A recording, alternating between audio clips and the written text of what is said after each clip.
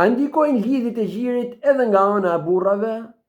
Po, lidhjet e gjirit ndikojnë edhe nga ana e burrave, që do të thotë se nëse gruaja e dikujt I jep gjinj një fëmije që nuk është I martesës së saj, atëherë ai fëmijë bëhet fëmia I saj nga gjiri, dhe burri I saj bëhet babai I tij nga gjiri, dhe ky fëmijë do ketë edhe vëllezër nga gjiri, edhe motra nga gjiri, madje do ketë edhe xhaxhallar nga gjiri dhe që janë vëllezërit e atij burri.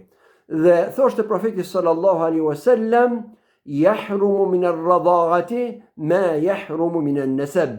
Dhe që do të thotë për shkak të lidhjeve gjirit ndalohen lidhjet martesore ose ndalohen martesat, siç ndalohen për shkak të lidhjeve të barkut dhe për shkak të lidhjeve të gjakut të drejt për drejt.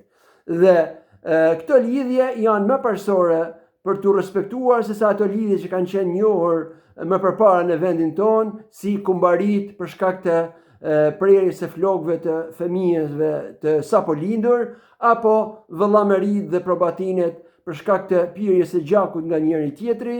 Këto adete nuk kanë qenë nga adetet e profetëve, I vetmi adet që ka qenë tek profetet është lidhja e gjirit. Dhe që do të thotë që Allahu Madhëruar e ka marrë në konsiderat këtë lloj lidhje dhe nuk I ka marrë në konsiderat ato të tjerat.